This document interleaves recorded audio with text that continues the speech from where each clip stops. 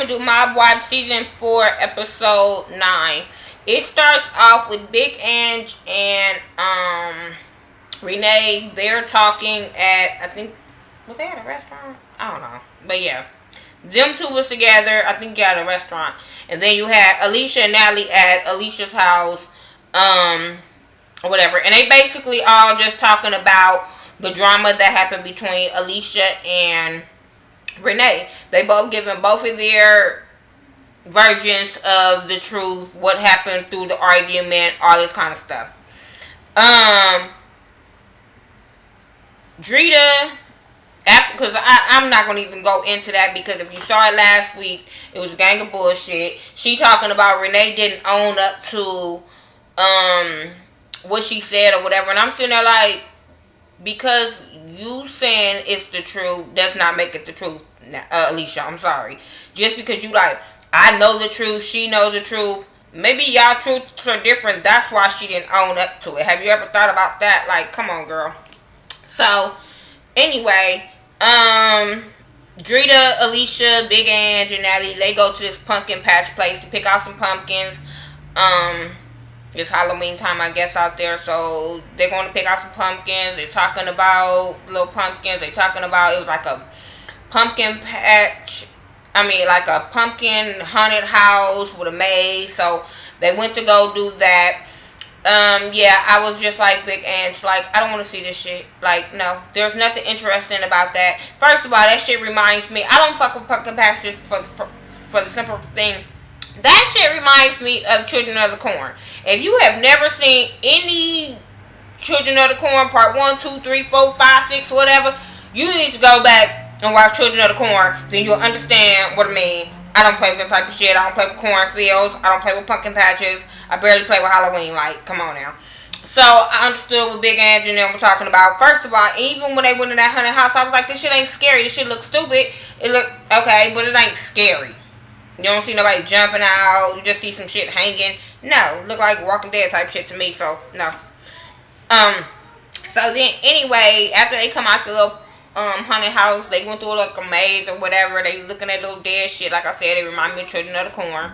So then they talk about a Halloween party. So Natalie was like, I'm having this big Halloween party at her funeral home.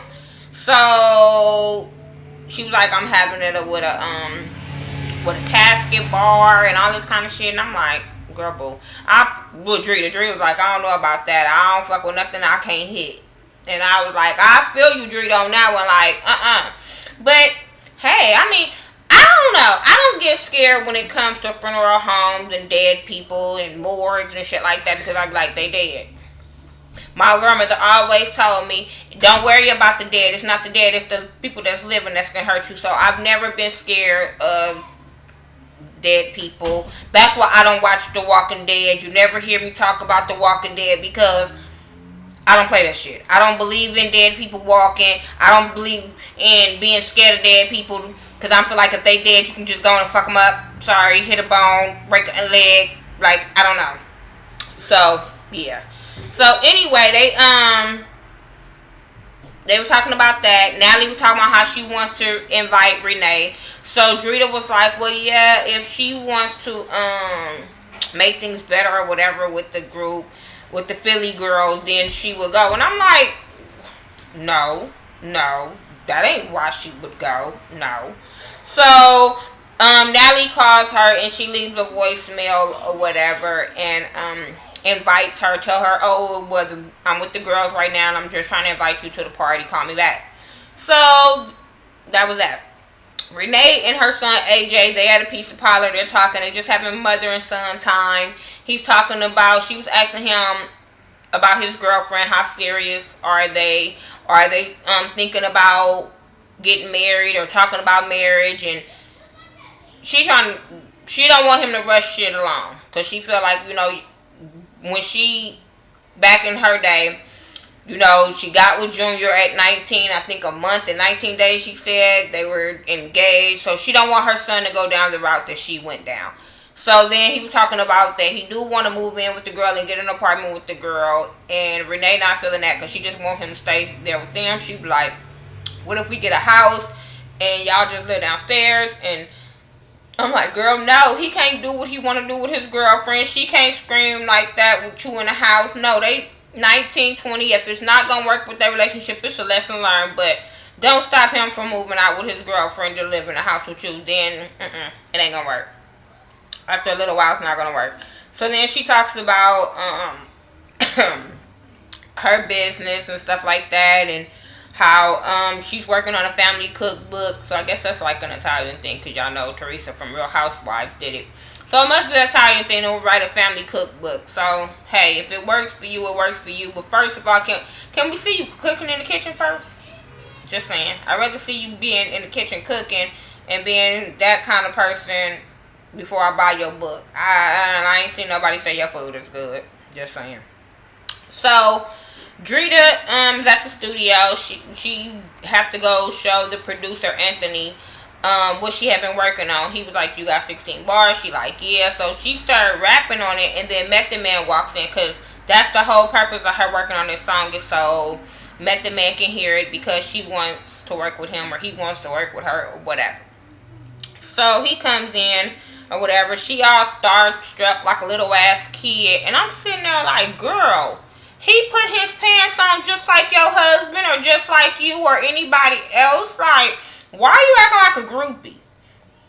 Girl, you could have just got naked in front of him the way she was jumping up and down. I'm like, okay. I don't know. I just never get where people lose their fucking mind when they see celebrities like they're not human people, or like, I just don't get it. Like, you see a celebrity, you say hi, he say hi, she say hi, and that's it. You just don't be jumping up, losing your mind, sweating and shit just because you see a celebrity.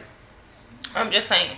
So they talked about how she was excited to see him. So then the producer makes her rap for him. Sorry, that shit was horrible. My thing is, if you gon', first of all, you too old. I'm just sorry. Like, no. Now at her age is not the time to come into the rap game. I don't care how popular you are on Mob Wives, how cool you are in New York, Staten Island, whatever, Jersey, whatever. I just don't feel like this is the right time for Drita to be trying to be into a rap career. Now, write for some people, okay. No, I wouldn't even want her to write for people, but hey. But if that's what you want to do in the music world, just write for people, but don't be trying to be a rapper. Then she rapping for him. He got to like rewrite her whole damn rap to make it sound like something, and then she kept messing that up. And I'm sitting there like, okay, is this just so he can get publicity? Is this why he coming to see you? Is this why he on here? I don't get it. I mean, he's a good artist, good writer. I like him. I like him on How High more than anything. But yeah, I don't see this career going anywhere. Just saying. So, yeah, he helped her out. Like I said, he kind of rewrote her song. She kept messing up, and that was the end of that. And I don't know. This whole episode was kind of boring. It really was, but whatever. Big Ange and her husband, they at the Drunken Monkey, and they're talking about having a baby. And I'm sitting there like, why is all these older people just trying to relive their dreams or something? Like, if you ain't, no. Don't have no baby, Big Ange. It's not, no. Enjoy your life with your husband. Go travel. Go do something. First of all, y'all need to get on the same page as being husband and wife. You need to stop putting them out. You need to let that work first. Make sure y'all relationship is going to work first, because before, you were putting them out, getting back with them, putting them out, getting back with them. So why all of a sudden now that he's father material? No. So they were talking about baby talk. She talking about getting a surrogate because she don't want to have the baby. And I'm sitting there like, I understand for surrogate. I thought surrogates were for people that couldn't have a baby, or it was really, really hard for them to have a baby. But no, just because you want a baby, you just want somebody to go have your fucking baby. Like, no, I don't get that part. Then she was talking about how she want the baby to have this and want to have the baby have that. He like, shit, you want to build a baby? And I'm like, this is not the mall. You cannot go to build a baby like you go to build a bear. No. When you get whatever God bless you with, and you should just be happy with it. Like, I'm tired of people talking about, I want my baby to be light skinned. I want my baby to have long hair. I want my baby to be cute. I want my baby to be this. Just be happy that you're blessed with a fucking healthy baby. There's nothing wrong with the baby. Be happy for that. But all these special fucking features, I don't get it. Moving on from them, Renee and her friend Nicole is at her house. She's talking about Natalie called her. She got messages on her phone. She had got one from jail. She didn't know who it was. Then she listened to the message from Natalie, and she just basically was like, no, I'm not going. She was like, first of all, the message don't sound sincere. Then she like felt some kind of way, the way Natalie was talking about, well, I'm with the girls. Like, so she feel like, wait a minute, these were my girls. Now all of a sudden, they your homegirls. So I understand when she feel like that, but then I was like, okay, Renee, get over that. Y'all ain't little girls no more. Y'all not kids no more. Like, just because you introduce them don't mean they can't be friends with her or whatever. So don't do that. But they do need to, no, I just figured out. I move on. So anyway, her friend Nicole was like, cause she was like, I'm gonna text her back. Nicole was like, no, just call her. She was like, no, I got a headache. I ain't got time to be dealing with all that. I ain't got time to be going through all that bullshit. So she just basically said she wasn't going to that shit. And I totally agree with her, cause she like, we never squashed our beef. Why would I go to a party where we both did the fake apologies just so the trip could be cool, but we really haven't squashed our beef? And they both haven't squashed their beef, because when they both came back, Natalie was saying how she still had a problem with Renee, and Renee was saying the same damn thing. So I get what Renee was saying when she was talking about she's not going to go to that party.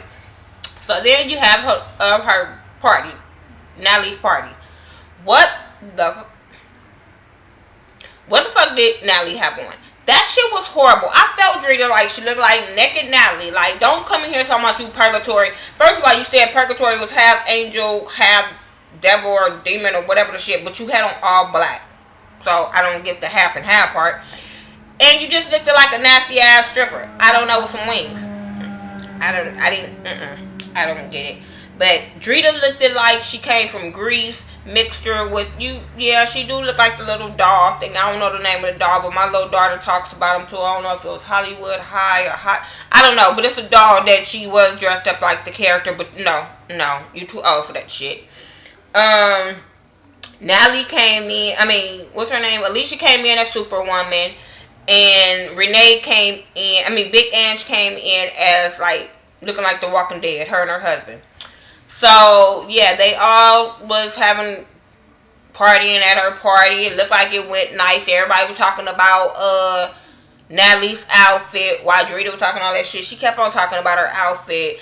And it was basically when she walked away or was in the confessional that she was talking about that outfit. So, yeah, Natalie ended up, before, what's her name? Alicia and Big Ange came. Natalie showed Drita a text message from Renee was saying why she wasn't coming, and she felt like it was a setup. So Drita just took it to about, she felt like it was to her and Big Ange, and I'm sitting there like, where in that text message did you get it was from about y'all? Now you're putting yourself in some drama that didn't probably have shit to do with you, but you want to make it about you. I don't get it. Y'all reading into text messages, and I'm sitting there like, Drita, you must already have a problem with Renee that you want to make this about you. Because maybe she was talking about, she went, y'all brought this girl knowing she didn't like her. Y'all brought her. Y'all knew it was going to be some drama. She get out there. Y'all talking about the girl in the room as friends. You, Big Ange, or whatever. Y'all all in the room talking about her. You went and got Natalie and then made Natalie come back out there and confront her. So maybe, yeah, that's why she felt like it was a setup. First of all, y'all shouldn't even went on that trip with some girls that she didn't get along with. Like, I didn't get that. I didn't understand why Natalie had to come along unless the producer said she had to come along. Because I don't even understand why she came along with you guys to Vegas, knowing it was a big blow up right then and there. So what that she was Alicia's friend? I'm like, so? What? So? Alicia can't go, no, Alicia didn't go with all her friends, so why wouldn't it have been a problem if she would have left Natalie home? I don't get that part.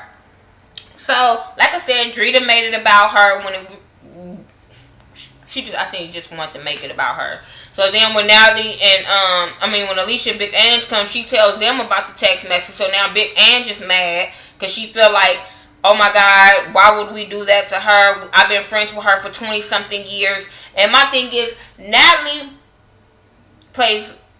make y'all feel some kind of way for her when Renee is not around. Both of them bitches do. Alicia and Natalie make people feel so sorry for them, like they didn't do shit wrong. Alicia, you was wrong in the conversation in the bullshit with Renee. Natalie, you was wrong in the bullshit with Renee. Renee was wrong in the bullshit. So I'm just tired of everybody playing like they were the fucking victim. Like nobody played a role in their part in all of the drama. I just don't get it. So Drita was talking about how she's going to confront Renee when she see her because she don't appreciate that, and she's not going to be saying it was a setup when it comes to her and all this kind of stuff. And I'm sitting there like, oh my God, would y'all please put somebody on this show that's a match for Drita? Please. Because Drita feels like she is like, oh my God, like, I don't even know. I don't know.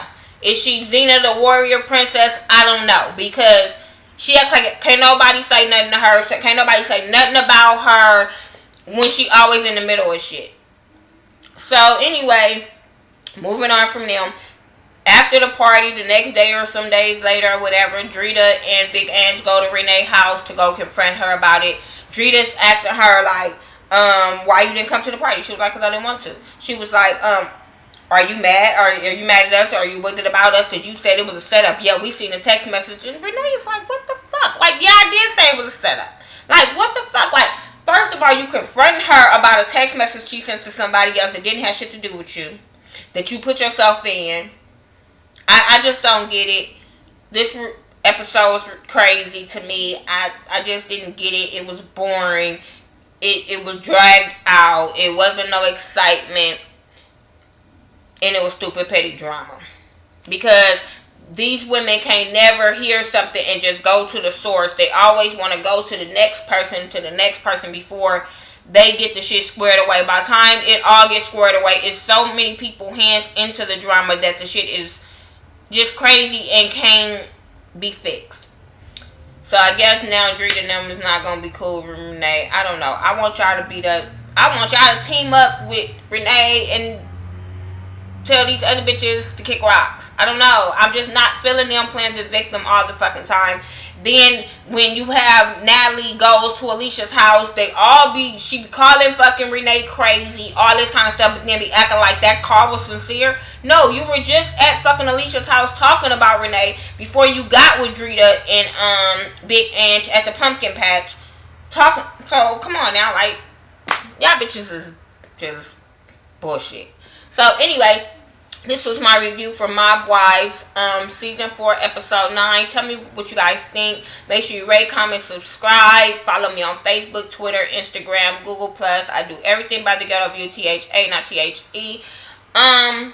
Yeah, just talk to me. And for everyone that liked my Don't Judge Me video and commented on my video, thank you very much. Thanks for all the love and the support for that video. Make sure you guys keep sharing it because, like I said, it might not help you, but it can help somebody else. So I just wanted that video to be shared and liked and all that good stuff.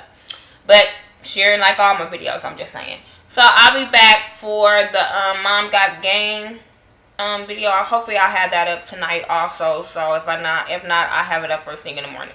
So tell me what you guys think. Who do you feel like this shit was petty? Was the text message petty? Do you think that she even should have showed Drita the text message? She should have kept it between her and fucking Renee. And like she said, Renee should have called her. You could have kept that text message and called Renee if you have some kind of problems about it. So, just tell me what you guys think. Alright. Oh, follow my girl Ashley Miller 1987 and also Mike B 801. Squeaky Jones is also doing like a couple of videos this month for Black History Month, you know, to give people knowledge about people from Black history or anything that has to do with Black History Month. So make sure you check out her video and, you know, support her and everything that she does also, because she a real cool chick, real down to earth. And if you guys think I'm down to earth and real cool, she just the same. So alright, If you guys have any shows too that you guys want me to watch, and if I do them, I'll review them. If not, we'll keep it going like it is. Alright, peace.